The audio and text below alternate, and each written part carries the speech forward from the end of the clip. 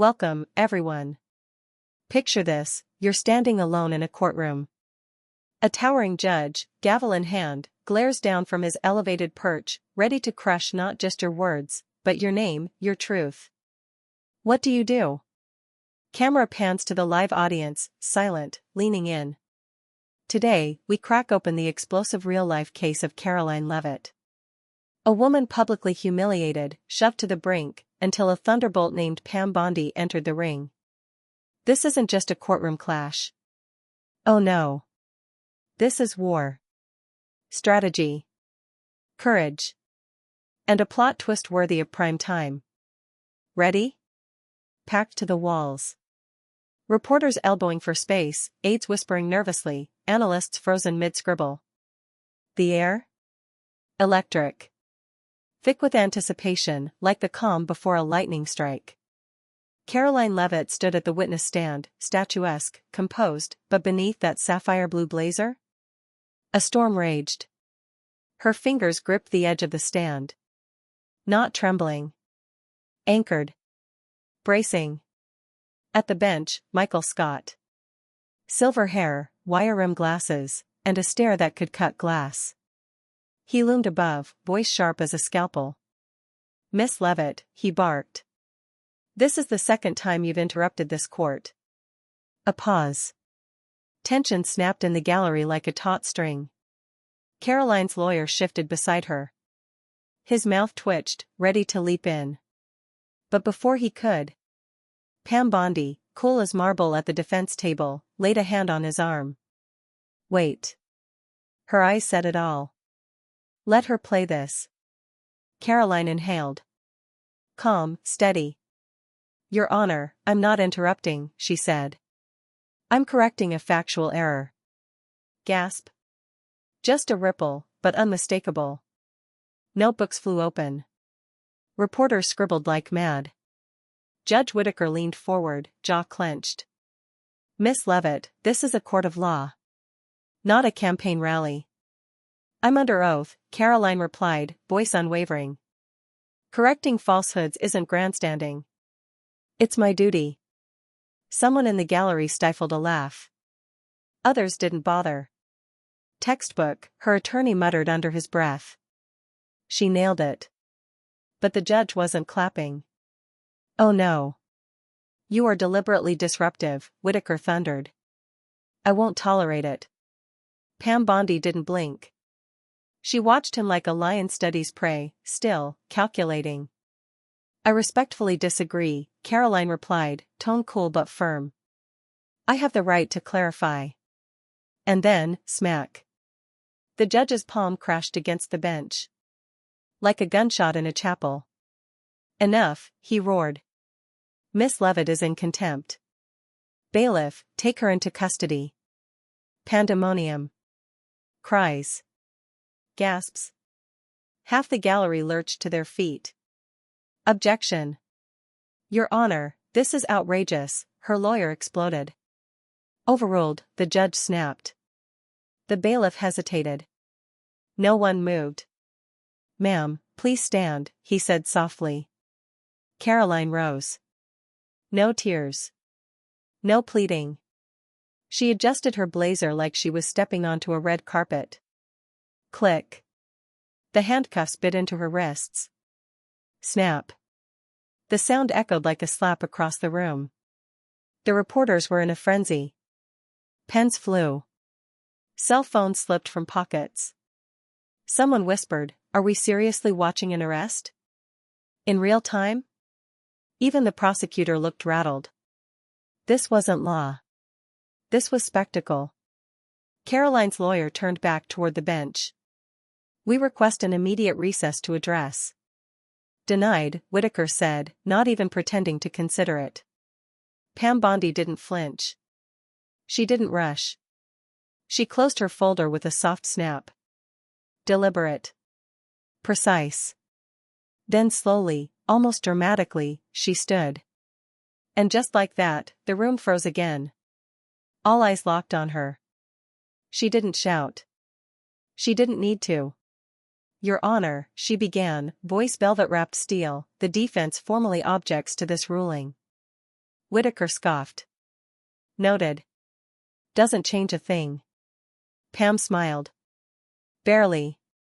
A flicker. Actually, she said, reaching into her folder, it does. She pulled out a document and held it up like a trump card at a poker table.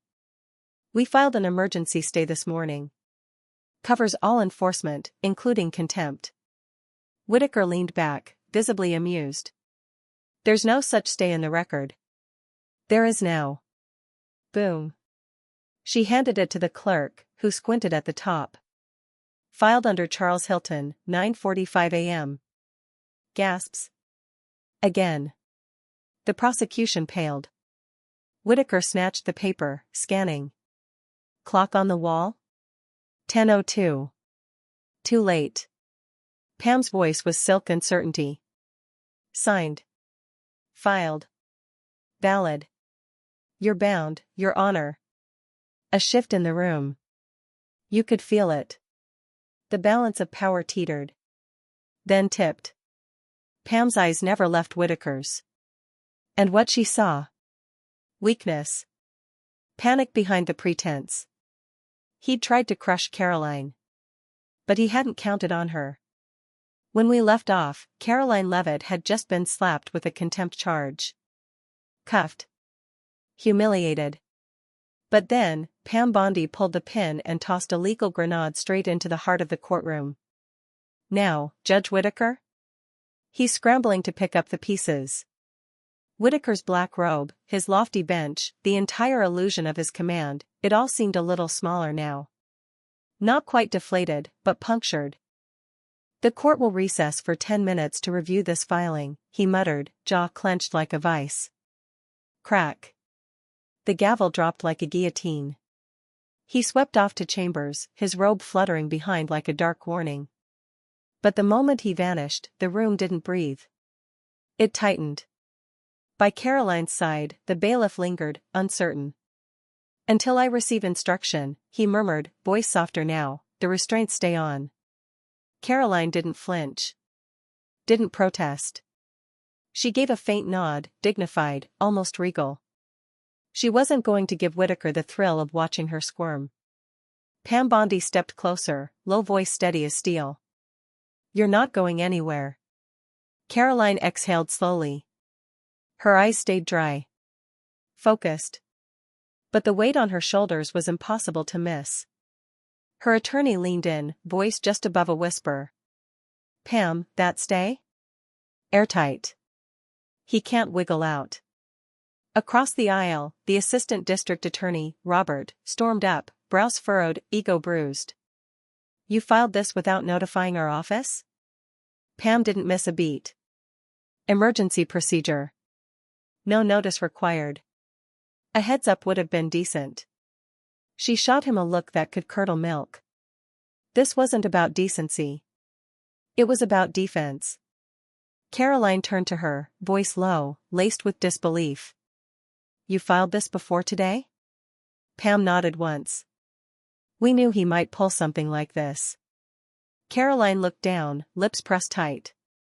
I didn't think he'd go this far. Pam's eyes hardened, almost burning. He was counting on that. Even the gallery sensed it now. This wasn't legal jockeying. This was warfare. Pam Bondi wasn't just practicing law. She was wielding it like a blade. The judge returned, robe dragging like smoke. His expression? Carefully composed. But underneath? Everyone could see it. He lost round one. And he knew it. Still, power never concedes with grace. The court acknowledges receipt of the emergency stay, Whitaker said, voice polished, precise. Accordingly, contempt enforcement will not proceed at this time. A murmur erupted, half relief, half disbelief. Pam didn't react. She'd already moved on to the next battle. Whitaker adjusted his glasses, the ritual of control. We will now proceed with the evidentiary hearing. The court remains within its jurisdiction. Translation, I'm not done with you yet. Pam's posture stayed razor-sharp. Not an inch of slack. Whitaker nodded. Prosecution may call its next witness. Robert rose like he'd just been handed the winning play. The prosecution calls Richard Keller. From the gallery emerged a man who looked exactly like what he was, a numbers guy. Mid-40s, trim suit, severe glasses, every bit the federal lifer. As Keller made his way to the stand, Pam leaned into Caroline. Stay calm. This is his swing for the fences moment. Caroline gave a barely visible nod. Inside, her pulse raced.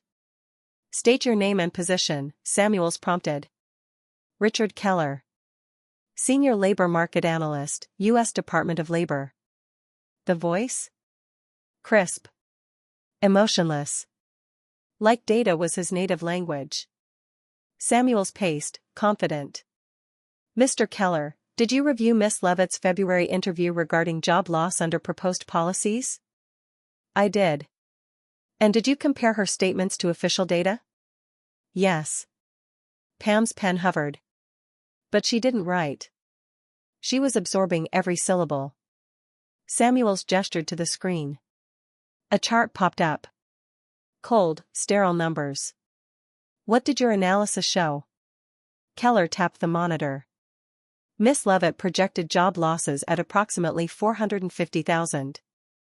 Our department's conservative model predicted closer to 175,000. A sharp inhale swept through the gallery.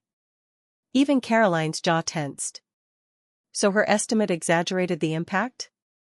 By over 150%, Keller stated flatly. Pam's voice dropped, almost a whisper. Don't bite. Let them finish. Caroline nodded. Barely. Samuels turned to the judge. Would you say those statements were aligned with the department's data? No. The variance was significant. And misleading. There it was. The knife. Samuel stepped back, smug. No further questions. Whitaker inclined his head. Defense may cross. Joseph stood, cool, composed. Not rattled. Just ready. Mr. Keller, he began, tone calm but pointed, do you know what sources Miss Levitt used for her projections? No. I was not provided with her sources. So it's possible she based them on alternative models? It's possible, Keller admitted, cautious now. But they wouldn't match our data. And economic models can vary widely, correct? Depending on the assumptions built in? Yes. And your department uses national averages. But other models may focus on specific regions or industries? Keller hesitated. Then. That is correct. The audience shifted again. That sliver of doubt had opened. Pam didn't smile. But her eyes lit like a match. This wasn't just damage control. This was the start of the counterstrike. When we left off, the prosecution had fired their shot. Cold numbers. Charts. Implication. But just when it looked like Caroline Levitt's credibility might be on the ropes. Pam Bondi smiled. Pam's lips curved just slightly. A victory smile. Not triumphant. Surgical. Richard Keller had just said the words they needed. Reeves pressed in. So while you disagree with Miss Levitt's figures, you cannot definitively say her projections were fabricated or knowingly false. Keller froze for a second, trapped between honesty and implication. I can't speak to her intent, he finally admitted. Thank you. No further questions. Reeves turned on his heel and returned to the defense table, the quiet confidence of a man who'd just landed a blow no one saw coming. Pam leaned in, her voice low, eyes sharp. He's soft. He can't carry their case past a data dispute. Caroline gave a quiet nod. Steadier now. Her nerves were still there, but behind a mask of steel. But Judge Whitaker wasn't letting go. Mr. Keller, he interjected, a glint of something colder in his eyes. In your review, did you find evidence that Miss Levitt consulted with labor experts from advocacy groups when forming these projections? Keller hesitated. He didn't like where this was going. I have no such evidence. Very well. Pam's eyes narrowed. There it was. The real play. This wasn't about data. This was about politics. Coordination. Intent. Campaign finance violation. A much deeper blade. Caroline's attorney scribbled something rapidly and slid it across to Pam. He's shifting to intent, campaign ties. Pam replied with a flick of her pen. Let him. He's showing his cards. Across the courtroom, the air shifted again. Reporters leaned in. The gallery buzzed quietly. What had started as a battle of statistics was curdling into something darker, personal. Strategic. Dangerous. Judge Whittaker turned to the prosecution like a man offering a loaded weapon. Would the prosecution like to explore this line further? Samuels blinked. He'd sensed the trap. Not at this time, Your Honor. That silence? Deafening. And telling. Whittaker gave a single nod. We will reconvene with the next witness after a brief recess. Crack. The gavel struck again. Pam leaned close to Caroline as the gallery began to stir. He can't jail you. He can't kill your numbers. So now he's going to question your character. Caroline met her gaze, eyes locked. Then we stop him there too. Pam's faint smile returned. That's the plan. Judge Whittaker returned, composed, unreadable, but stiffer now. His contempt charge had crumbled. His data ambush had fizzled. But he wasn't waving the white flag. Not yet. Defense, he announced flatly, you may proceed. Joseph rose like a man with an ace in his pocket. Your Honor, we'd like to call our own labor analyst, to directly address the prosecution's claims. Whittaker gestured with veiled impatience. Proceed. Reeves turned. The defense calls Thomas. From the third row, a man stood. Late 30s. Trim beard. Crisp gray suit. The quiet calm of a professional who knew exactly what he was about to do. Pam whispered to Caroline. He's ready. Caroline's nod was small, but it carried weight. She could feel it now, the tide turning. Patel took the stand, swore in, and met the room with cool, focused eyes. Please state your name and occupation. Thomas. Independent labor economist. I specialize in regional labor market trends and impact analysis. Did you provide the job loss projections referenced in Miss Levitt's interview? Yes, Patel replied smoothly. At her request, I analyzed regional job markets affected by proposed federal policy shifts. Were your findings consistent with National Department of Labor estimates? They were not, he said plainly. Because national models overlook regional volatility. Our numbers reflect local realities, where the pain hits first. Boom. A flicker ran through the crowd. Eyebrows raised. Reporters glanced at each other. Please elaborate. Some regions are disproportionately dependent on vulnerable sectors, manufacturing, energy, transport. A national average hides that. We exposed it. Reeves nodded, pacing. Were your methods consistent with accepted economic practices? Fully. Peer-reviewed. Published.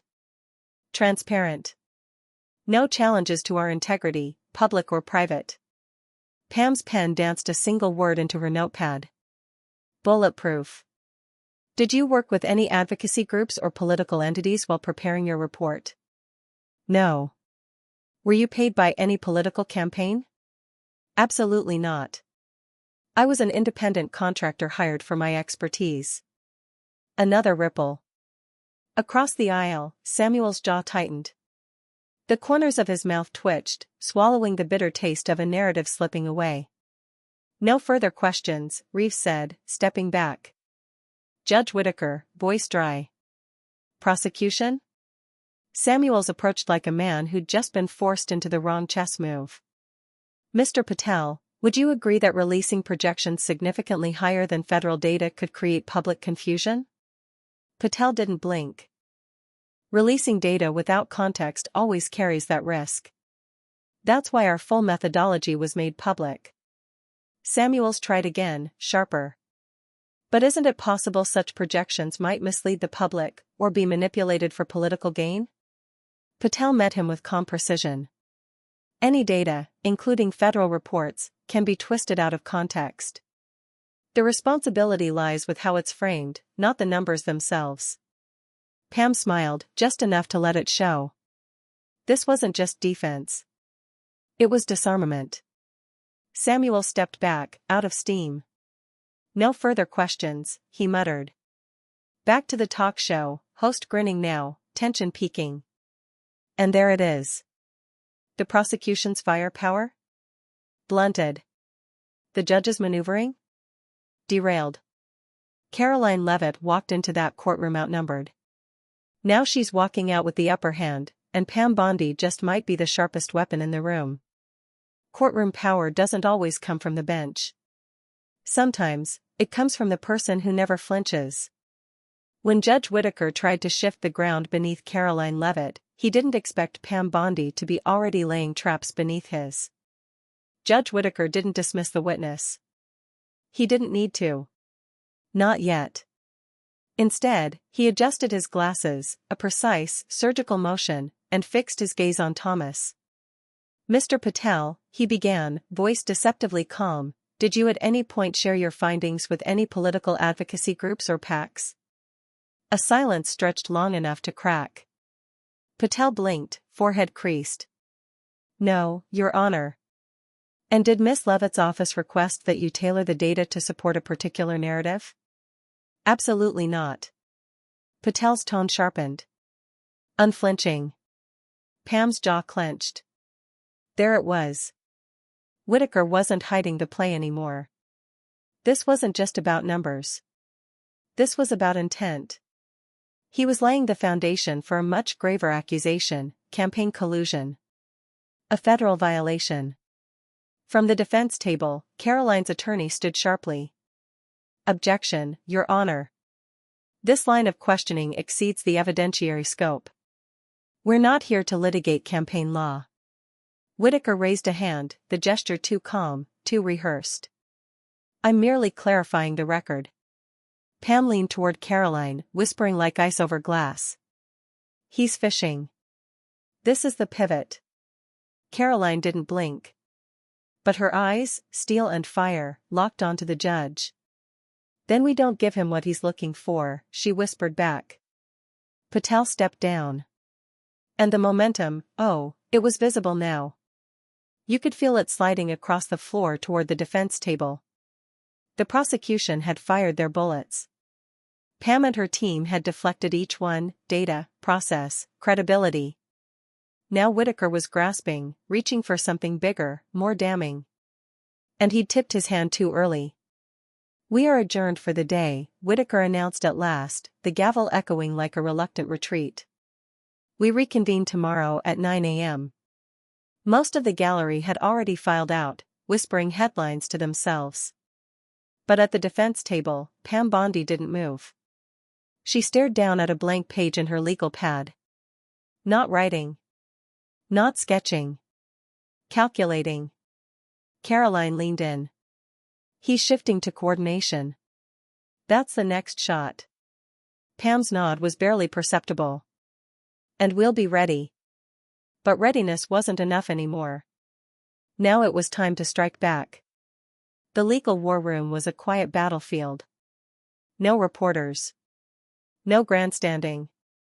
Just 6 people around a table, and one silent storm building in the center. Caroline sat at the head. Back straight.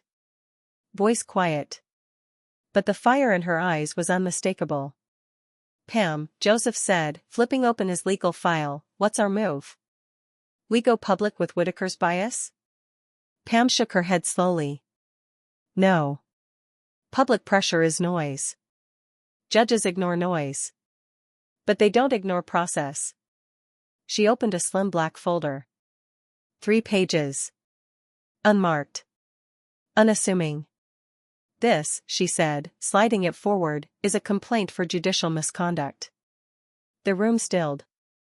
Caroline's brows lifted. Reeves leaned in. On what basis? Pam turned each page as she spoke. 4 procedural violations. 2 on witness objections, both overridden against precedent. 1 during cross-exam, a blocked line of questioning with no legal basis. And this morning? She laid down the last page, firm. Issuing a contempt charge while our evidence was still being reviewed. Reeves whistled under his breath. That's a pattern. Pam nodded. Not triumphantly. Coldly. All verifiable. No press. No leaks. We file it under seal with the Fourth Circuit's Judicial Oversight Committee. The communications advisor frowned. Won't that escalate things? Pam finally looked up. Her eyes were flame behind glass. Whitaker escalated the moment he ordered her cuffed. He escalated again when he laid the groundwork for a criminal implication. She leaned forward. Now we escalate, strategically. Caroline's voice was low, but firm. Will they take it seriously? They'll notice, Pam said. No hesitation. And if Whitaker keeps pushing, that complaint will already be in motion. Pam walked the corridor alone. Black envelope in hand. Not rushed. Not hesitant. At the administrative wing of the Fourth Circuit, she stepped to the clerk's desk. Judicial conduct filing, she said. Eastern District case. Confirm receipt, please. The clerk scanned the top page, eyes flicking to the name. Michael Scott, received. Stamp. It will be processed and sealed. No public record. Pam nodded once. Good. She turned. Walked out without another word. No press. No camera. No noise. Just the sound of the system, beginning to turn. The room was quieter today. Fewer reporters. Less spectacle. But the air? Tighter. Charged. Like everyone sensed a fuse had been lit somewhere beneath their feet. Whitaker entered, robe flowing like smoke. His face? Masked. But his eyes? Edgy. He knew something had shifted. We will resume proceedings, he said, voice controlled but no longer commanding. Prosecution, your next witness. Robert stood, slower now. Measured. His swagger had vanished somewhere between the recess and this morning. The prosecution calls. Jessica. From the gallery, a woman rose. Early 30s. Auburn hair, neat bun. Simple blazer. No nonsense. She moved like someone used to staying behind the curtain, not stepping into the spotlight. As she took the stand, Caroline whispered to Pam. She was the associate producer from my February interview.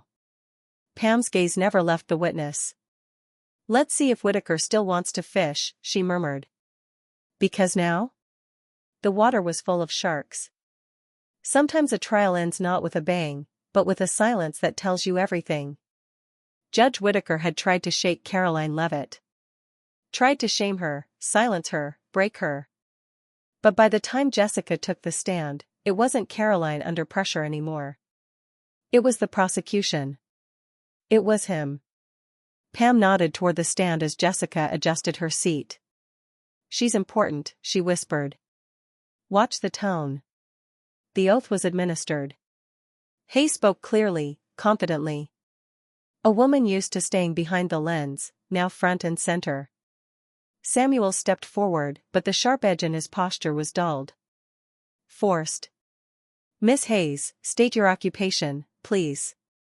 Segment producer for Capital Today, a political affairs program. And were you involved in coordinating the February interview with Miss Levitt? Yes, I was. He moved to the lectern. Glanced at his notes. Searching for an angle that had long since crumbled. Did you coordinate directly with Miss Levitt's office before the appearance? I handled standard logistics, date, time, transport. A pause. Routine. Were any talking points sent by her team? just general subjects she hoped to address. It's normal. Samuels pressed. Were you, or anyone on your team, contacted by a political advocacy group or PAC connected to Miss Levit? Jessica frowned, the first break in her calm. No. Are you certain? Yes. All communication came through her office directly.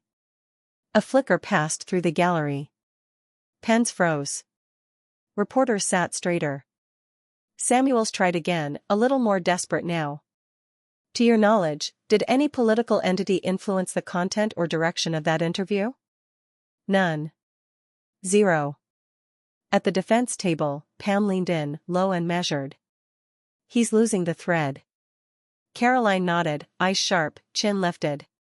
She didn't flinch. She didn't need to. One last try.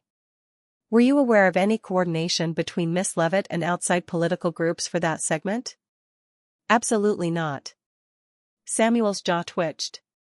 He paused, blinked down at his notes as if they might rescue him. No further questions. He backed away, not with authority, but resignation. Judge Whittaker's gaze lingered on Hayes for a beat. Defense, you're cross? Reeves stood like he'd been waiting for this moment the entire trial. Miss Hayes, just to confirm, you were responsible for all guest scheduling and segment planning? That's right. And no concerns were raised by your team before or after Miss Levit's appearance? None. It was a standard political segment. Reeves nodded.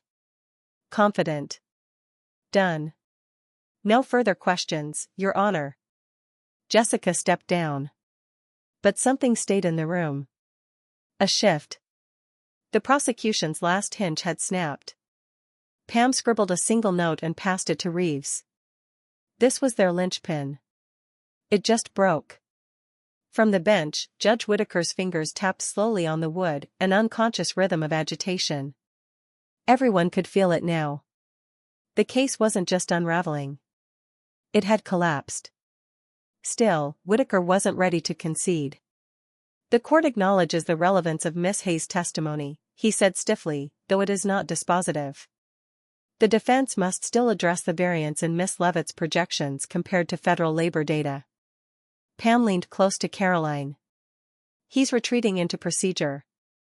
That's a defensive move. Caroline whispered back. And tomorrow? Pam's smile was faint. Cold. Ready. Tomorrow, we push. And we let the record bury him. Crack. The gavel fell.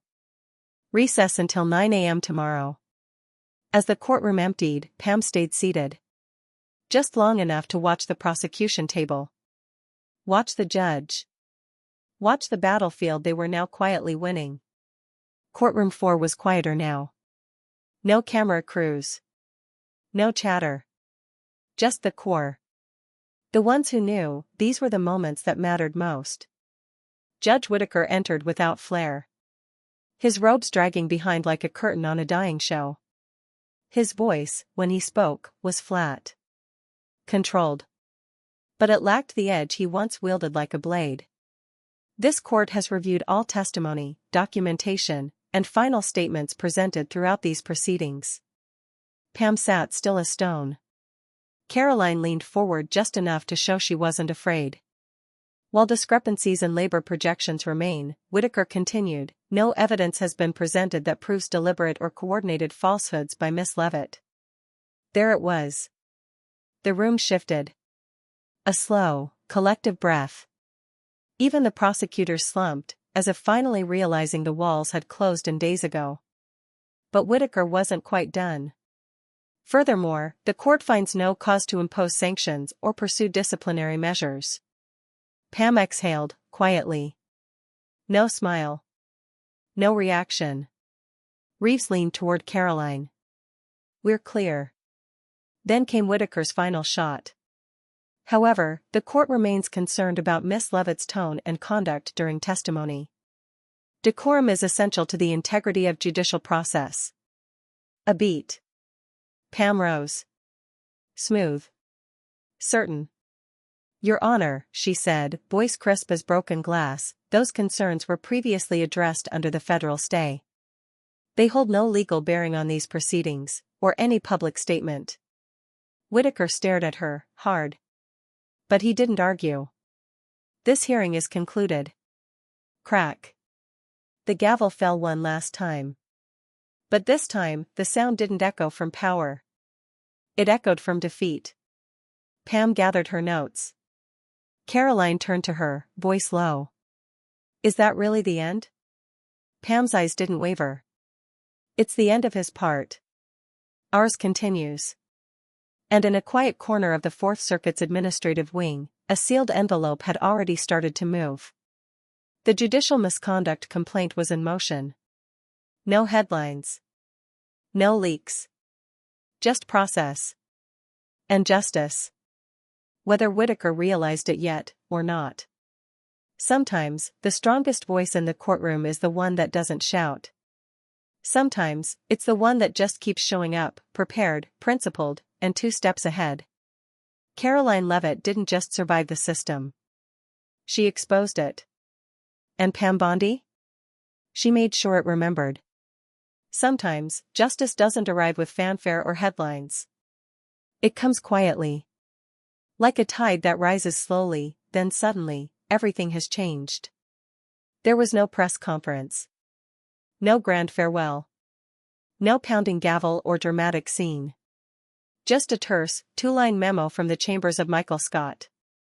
Effective immediately, I will conclude my tenure on the bench. I remain proud of my years of service. No explanations. No apologies. He was gone. The Fourth Circuit never released the full findings of the sealed judicial complaint. They didn't need to. The silence was its own verdict. Those who understood the law? They read between the lines. They knew. Levitt cleared. Bondi's legal strategy forces judicial review. No evidence of wrongdoing, only resilience. Legal blogs. Op-eds, nightly panels. They all circled the same truth. This wasn't just a legal win. It was a win for the process. For the idea that truth, when paired with courage and competence, could still hold its ground. Pam Bondi and Caroline Levitt didn't gloat. They didn't speak to the media. They issued no statements. No interviews. They didn't need to. The silence, this time, belonged to them. Pam and Caroline met one last time before returning to their respective work. No suits. No pressure. Just 2 women who'd stood shoulder to shoulder through a storm. Pam reached for her coffee, studying Caroline for a moment. You handled all of it with restraint, she said softly. That's rare. And it mattered. Caroline smiled, tired, but proud. I had the right counsel. Pam shook her head gently. No. You had the right principles. I just made sure the law caught up. They stood, gathering their things. There was nothing more to say about Whitaker. No need to mention his name. They had already written his legacy, in the courtroom, and in what came after. He had tried to make Caroline an example. Instead, he became one. Caroline Levitt didn't win because she shouted the loudest. She won because she stood the longest. Because when the weight of authority pressed down, she didn't flinch, and she didn't stand alone. Pam Bondi stood with her. And together, they proved that strategy, truth, and sheer resilience can still move the immovable. What would you have done in their place? Have you ever stood your ground when everything told you to sit down? Share your story in the comments below. If this journey moved you, like, subscribe, and stay with us. For more stories where courage isn't loud, but unforgettable. Thank you for watching.